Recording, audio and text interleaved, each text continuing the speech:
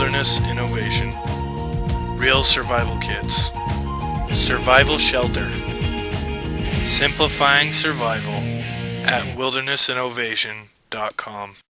This is Perry Peacock with Wilderness Innovation, and I'm here in the dental office with my dentist, Dr. Jackson, and we're going to talk a little bit about dental care today.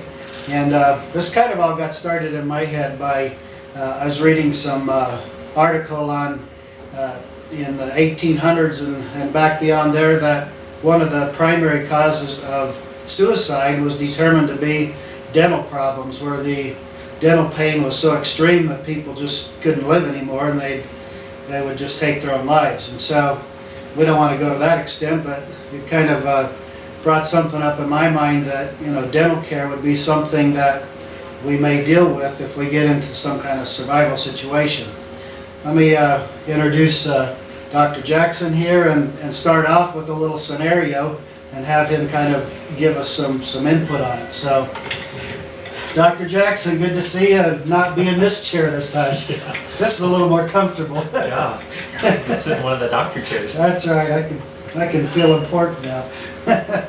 But anyway, let's say a person went up in the mountains and they were, you know, back in hunting somewhere and got way back in, and you know their four-wheeler broke down or something like that, and they're stranded for a day or two or a few days, who knows, and they'd had a tooth problem, and now it's just really gotten incredibly painful. Is there anything that somebody can do for that, like back in the woods like that?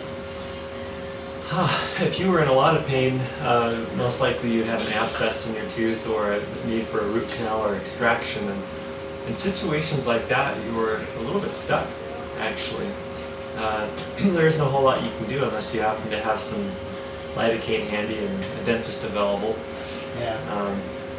Okay, let's say somebody's back there and they've got in a situation and they're trying to do the best they can to survive, and they eat something, maybe it's got a rock in or something, or they're just chewing and break a part of a tooth off. What could somebody do for something like that? You know, if you were back there and you had broken your tooth, that would be a different story. If you knew you were going to be on an extended trip, you know, if you were going to be back in the backwoods of Alaska for a month or two, you might consider taking some temporary filling material with you. Okay, is there a particular thing you asked? I just called tooth filling. Is there like a particular name or anything? Yeah, it's called IRM, and you can just pick that up at Walmart or any of the pharmacies that you can go to. And the good thing about it is it's a little bit soothing to your tooth. So if you did happen to break a tooth in the backwoods, you could take a little bit of this putty and put it up in the hole where the tooth had broken, and that'll at least keep cold water off of it and keep food from getting jammed into it. The other good thing about it would be that if you ever had a crown or cap come off your tooth, if the tooth isn't decayed, doesn't have a lot of trouble going on with it, you know, if you're eating something sticky like a gummy bear and it pulled the crown off, you could take some of this temporary cement and put it in there, put your cap back on and bite down and get it to go back on, so you don't have to be without your cap for the next few weeks. You know, yeah, so that'd be a good remedy temporarily till they got back to civilization then. Yeah, it would. It's a good thing to do. I've heard in some blogs and stuff that people write on the internet about situations, survival, or just preparedness problems and stuff like that. And I've had some people tell me that they're right, that, oh, I can put some of that stuff that they give babies on their toothing and stuff, and that will help. But does that really help in a tooth problem? Not very much. It's a lot of people think that it will, but the children's Anzal or only works for a little while, and it only soothes the gums. So it's not capable of getting to the nerve of the tooth, I guess, then, right? No, it's not. You'd be much better off taking ibuprofen and Tylenol if you were out in the woods. Okay. That's that won't really, the benzocaine and those medications really won't do too much for you. Okay. We always advocate, and we supply in the survival kits that we make up, have some ibuprofen, that sort of thing in there, so I guess it'd be good to have a supply of that. Even, I guess it's probably not going to help a whole lot if you got a serious problem though. Yeah, it'll help some. If you had a really serious problem like an abscess, hopefully you'd have a buddy with some antibiotics on hand. That would be the best thing. Likelihood of that happening in a survival situation, I don't know. Yeah. But it would be nice to have some ibuprofen, and the ibuprofen takes swelling down, and when you have an infection, there's a little bit of swelling in the nerve can swell in the tooth, and that's what causes a lot of the pain. So that could be helpful in the short term then. Yeah. Okay. And especially if you were in a lot of pain, you could stagger taking ibuprofen and Tylenol.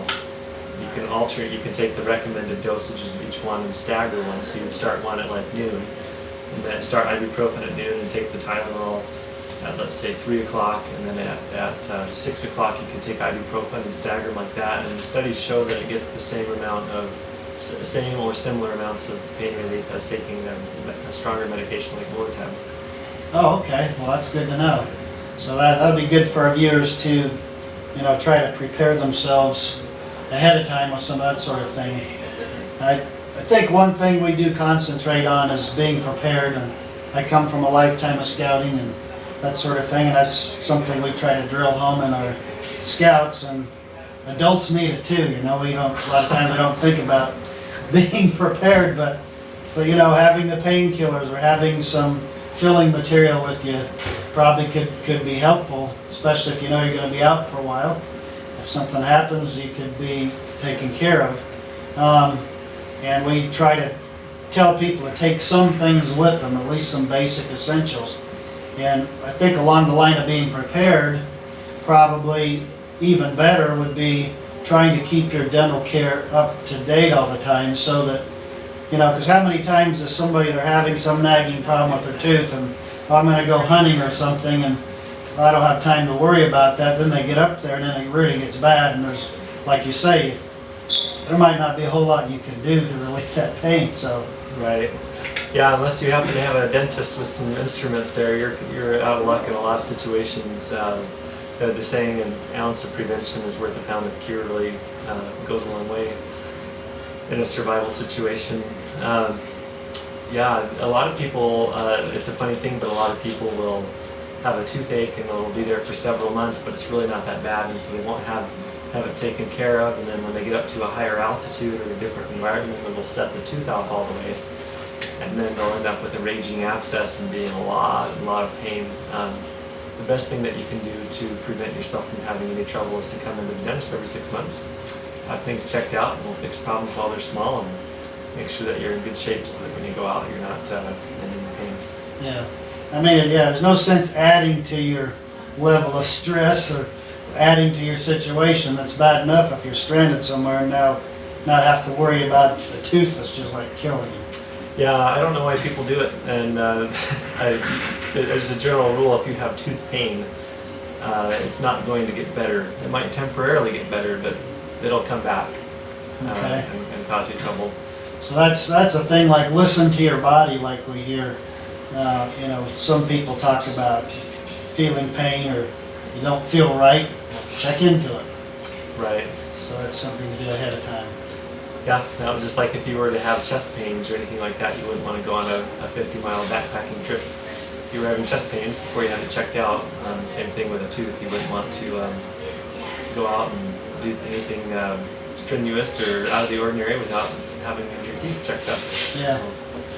So if you ever have a tooth that's starting to bug you, that means that the decay in that tooth or the crack in that tooth or whatever it may be is getting to a point where it's going to need some serious work.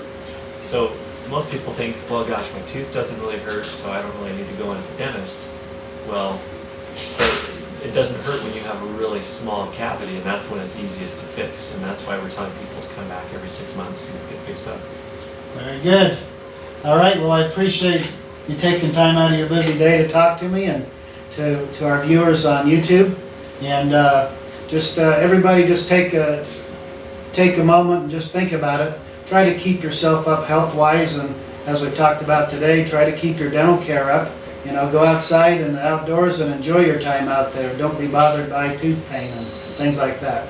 So for Wilderness Innovation, this is Perry Peacock and Dr. Jackson here in Springville, Utah, with your Wilderness Tip of the Day. Thank you very much.